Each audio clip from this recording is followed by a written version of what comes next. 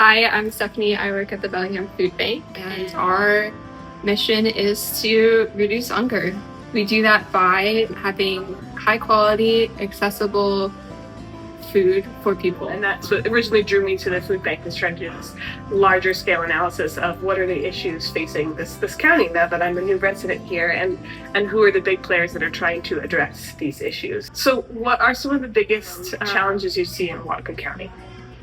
I think the cost of living for folks versus how much income they can achieve. So a lot of people that live in Whatcom County, or at least people who shop at the food bank, aren't really able to save enough money to, have a safety net, safety cushion. And all of these things you have to pay first, or there's immediate consequences. But you can choose to just skip breakfast. You can choose to just feed your kid but not feed yourself. And that's what food insecurity is like.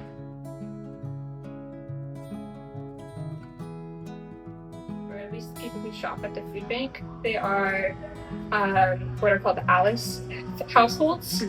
So people that might be working, might be holding down a job, but they're not saving money at the end of the month. So we're looking at things like childcare costs, things like grocery costs, things like rent, medical bills. All of these things pile up.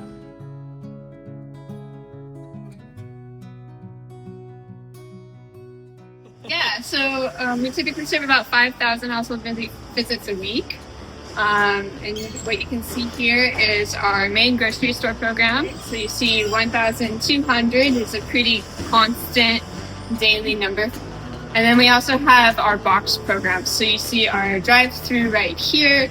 We have 150, 200 to 300 folks that go through our drive-through or partner programs. And then we have home delivery. In total, it's about 900 families every single week that are getting home delivered boxes. I think right now, so the busiest food bank in Washington State, or at least we've had them for a while. Yeah. In 2025, we served about a fifth of the Whatcom County population. That's over 44,000 individuals that we're serving every year. So we have a very diverse county, and many people from all walks of life. So on any given week at our in-person shopping area, there's at least 28 different languages that are spoken on the floor.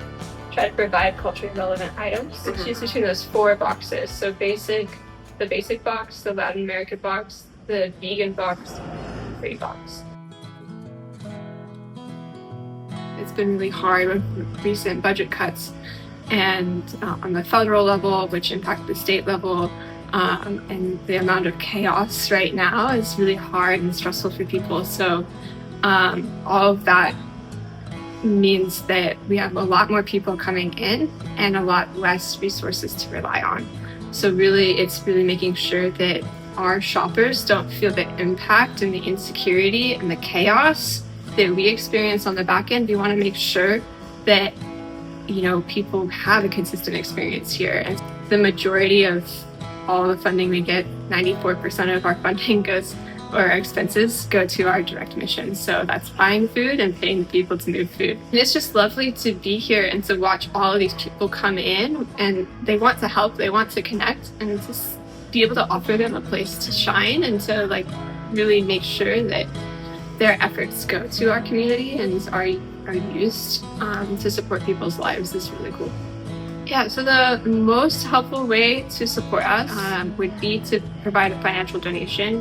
And the reason why I say financial donation is that we can really apply our wholesale purchasing, and we can make that stretch a lot further than you could if you went to the grocery store. So an average client visit for us costs about $20, and that's a full grocery shopping trip. And I don't think you can do that with $20 on your own at the grocery store nowadays. So on an average grocery shopping trip here, you might be able to receive diapers and baby formula, pads and tampons as well, about 10 to 14 different types of produce. You can have frozen meat, and usually it's frozen chicken, eggs, milk, other types of dairy like cheese or yogurt or maybe cottage cheese, and then rice, beans, pasta, and a variety of canned items and a loaf of bread. But I want you to know that if you donate anything, if you donate food, if you donate your time as a volunteer, we love your contribution, and it's so important and valuable. So any way that you're willing or able to help out is appreciated and is useful and impactful.